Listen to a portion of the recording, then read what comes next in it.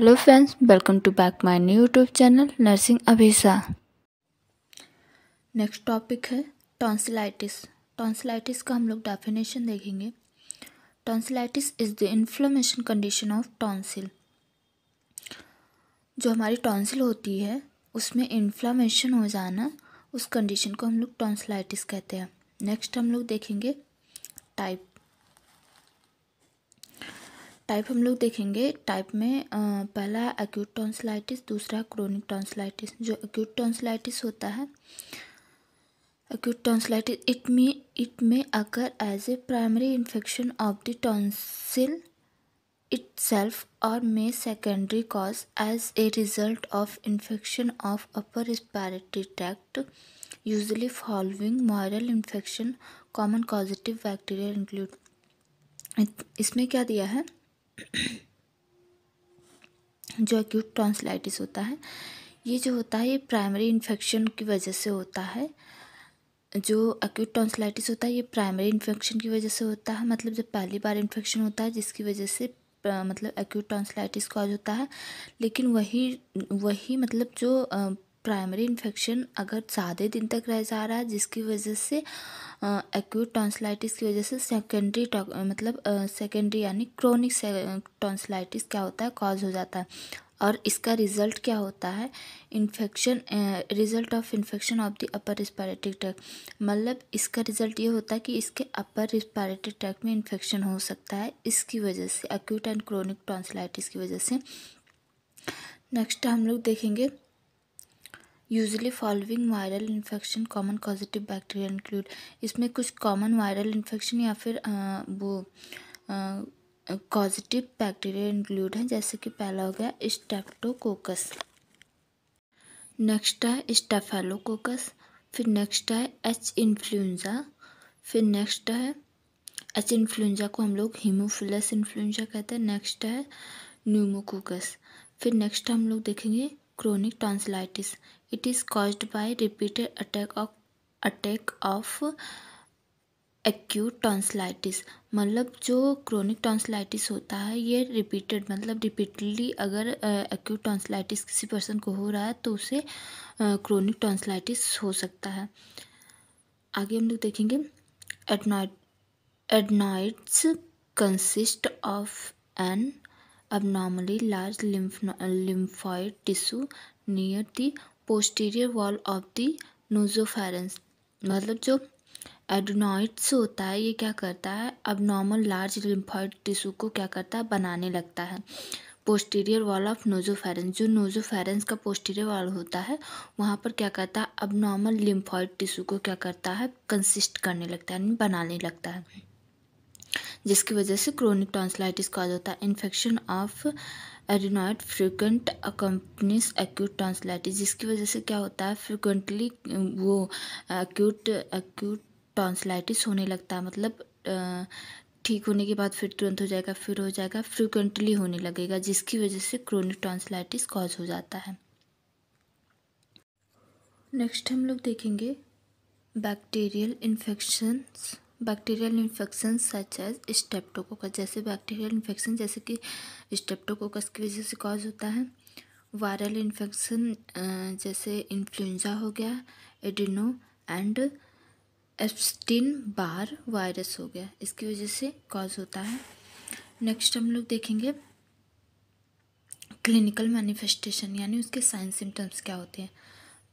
First उसे sore throat होगा, next उसे डिस्फेजिया यानी डिफ़िकल्टी इन स्वेलिंग होगी, फिर माउथ ब्रीथिंग, मतलब वो नोज़ के थ्रू नहीं माउथ से ब्रीथ करेगा, नोज़ के थ्रू ब्रीथ नहीं ले पाएगा। नेक्स्ट स्नोरिंग होगा उसे, नेक्स्ट उसे स्नीजिंग होगा यानी बहुत ज़्यादा छींक आएगी। नेक्स्ट है फॉल स्मेलिंग ब्रीथ होगी उसे, मतलब उसका जो ब्रीथ है वो फॉल स्मेलिंग रहेगा। नेक्स्ट है वॉइस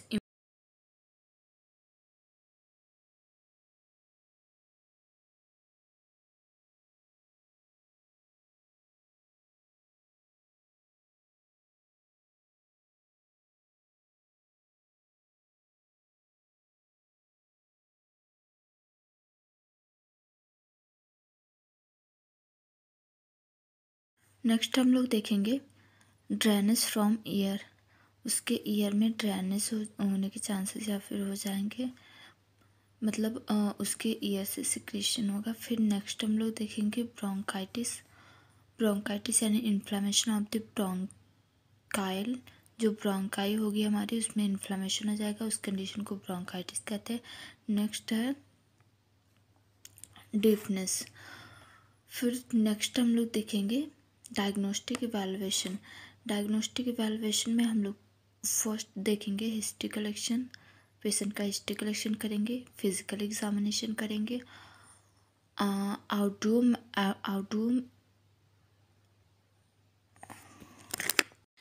नेक्स्ट हम लोग देखेंगे ड्रेनेज फ्रॉम ईयर, उसके ईयर से ड्रेनेज मतलब किसी सब्सटेंस का बाहर आना।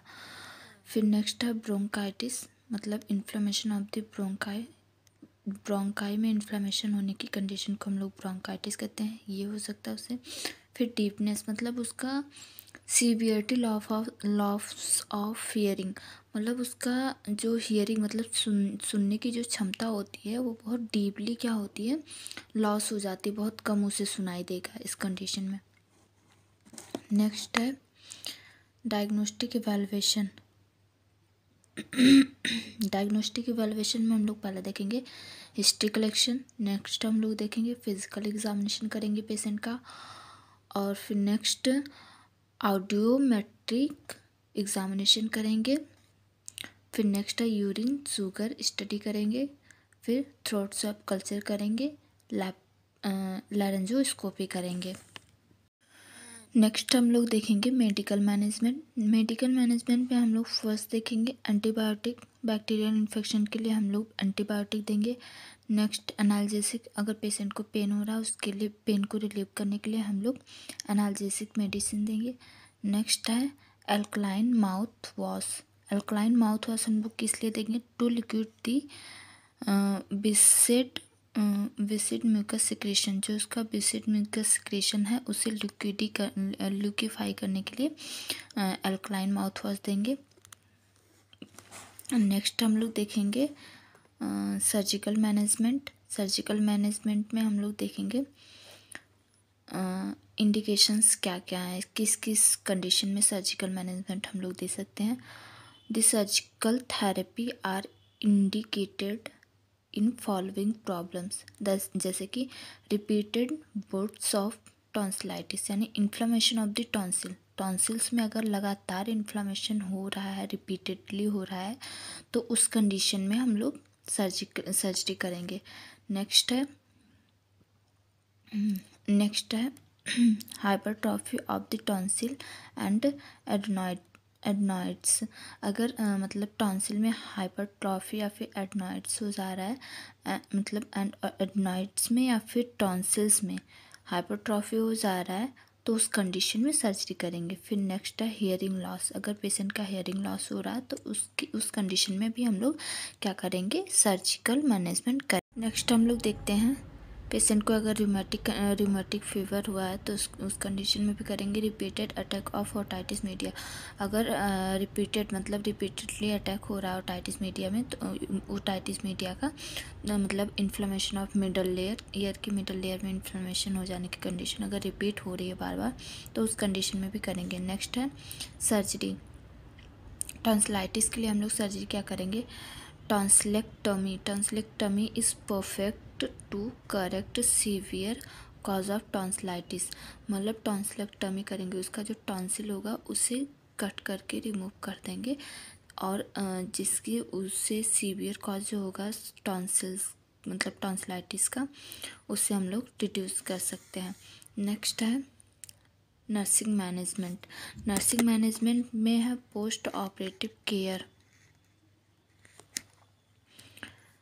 तो नर्सिंग मैनेजमेंट में हम लोग देखेंगे पोस्ट ऑपरेटिव केयर में फर्स्ट पॉइंट देखेंगे provide most comfortable position is prone with head turn to the side to allow drainage from the mouth and pharynx, मतलब हम लोग क्या करेंगे, पेशेंट को क्या करेंगे, कंफर्टेबल पोजीशन प्रोवाइड करेंगे। कंफर्टेबल पोजीशन में हम लोग पेशेंट को प्रोन पोजीशन प्रोवाइड करेंगे, जिसमें उसका जो हेड रहेगा वो वन साइड टर्न रहेगा, और जिससे हम लोग ड्रेनेज को अलाउ कर सकते हैं। अगर उसका मतलब माउथ से सिक्रीशन हो रहा है तो उसे हम लोग अलाउ कर सकते हैं, अच्छे से ड्रेनेज करवा सकते हैं। नेक्स्ट है apply an ice collar to the neck. उसके नेक पर क्या करेंगे, आइस कॉलर को अप्लाई करेंगे। Provide a basin for the expectoration of the blood and mucus. जो भी ब्लड एंड म्यूकस का एक्सपेक्टोरेशन हो रहा है, मतलब उसका बाहर सिक्रीशन हो रहा है, उसके लिए हम लोग क्या करेंगे, पेशेंट को बेसिन प्रोवाइड करेंगे। The nurse should have a mirror gauze curved hemostasis and a waste basin to examination of surgical site for bleeding. जो नर्स रहेंगी वहाँ की, वो क्या करेंगी, एक मिरर लेंगी, गाउस लेंगी, फिर कर्व्ड हेमोस्टेसिस लेंगी एंड वेस्ट बेसिन लेंगी, और फिर उसके बाद में जो भी सर्जिकल साइट रहेगा वहाँ पर एग्जामिन करेंगे क्योंकि वो ब्लीडिंग वगैरह तो नहीं हो रहा है, और अगर हो रहा होगा तो उसे क्लीन करेंगे। नेक्स्ट है कंटिन्यू ऑब्जर्वेशन आफ्टर लिगेशन। क्या करना है, कंटिन्यू ऑब्जर्वेशन करते रहना है ऑपरेशन के बाद में। नेक्स्ट आएगा उसका कॉम्प्लिकेशन में उसे क्या क्या मतलब दिक्कतें आ सकती हैं इस कंडीशन में। पहले तो उसका हियरिंग लॉस हो सकता है। नेक्स्ट उसे मैस्टोइडाइटिस हो सकता है, मतलब उसकी जो मैस्टोइड बोन होती है उसमें इन्फ्लेमेशन हो जाएगी। ओटाइटिस मीडिया यानी कि जो ईयर की मिडल लेयर है उसमें क्या हो जाएगा, इन्फ्लेमेशन हो जाएगा, जिस कंडीशन को हम लोग ओटाइटिस मीडिया बोलते हैं। Thank you for watching my videos. अगर वीडियो अच्छी लगी हो तो लाइक शेयर एंड सब्सक्राइब ज़रूर करें।